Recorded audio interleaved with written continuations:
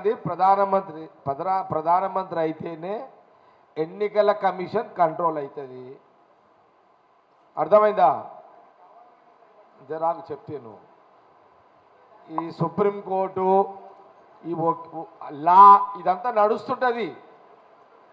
ఇవన్నీ జరుగుతున్నాయనే రాహుల్ గాంధీ గారు కాంగ్రెస్ పార్టీ. ఇప్పుడు రాహుల్ గాంధీ ప్రధానమంత్రి అయ్యేంత వరకు జాగ్రత్తలు తీసుకోవాలి కదా. అందుకోసమే అందరిని అలర్ట్ చేస్తున్నారు. ఇదంతా అల్టిమేట్ ఏముంటుంది? ఎన్నికల కమిషన్ ఎవరు చెప్తే వింటారు? ప్రధానమంత్రి చెప్పిందే వింటున్నారు. ఇప్పుడు ప్రధానమంత్రి మోడీ గారు ఆయన ఏది చెప్తే ఎన్నికల కమిషనర్ అది చేస్తున్నాడు. ఢిల్లీలో అక్రమాలు జరుగుతున్నాయి, ఓట్లు దొంగతనం జరగబడుతున్నాయి. కొన్ని రాష్ట్రాల్లో వాళ్ళ అనుకూలమైన కొన్ని పార్టీల అనుకూలమైన ఓటును దొంగలించబడుతున్నాయి.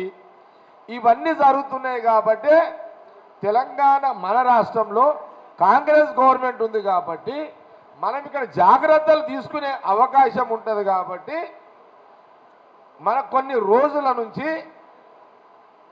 మన పిసిసి ప్రెసిడెంట్ మహేష్ కుమార్ గౌడ్ కానీ, సీఎం రేవంత్ రెడ్డి గారు కానీ, నటరాజన్ కానీ వీళ్ళు మొత్తం రాష్ట్రంలో మంత్రులు, ఎమ్మెల్యేలు, నాయకులందరూ అల్లరి చేసి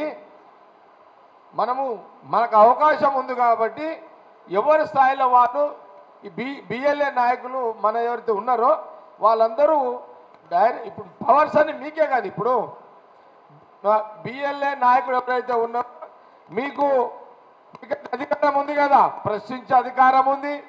ఓటర్ మిస్ కాకుండా జాగ్రత్తలు తీసుకునే అధికారం మీకు ఉంది. ఇవన్నీ ఉన్నాయి కాబట్టి ఇవన్నీ మనం చేద్దాం. సరే, మీరు ఇప్పటిదాకా డౌట్లు అడిగారు, ఓకే. ఈ డౌట్లీడికి జాలిగా అర్థమైంది కదా. ఈ డౌట్లీడికి జాలుగా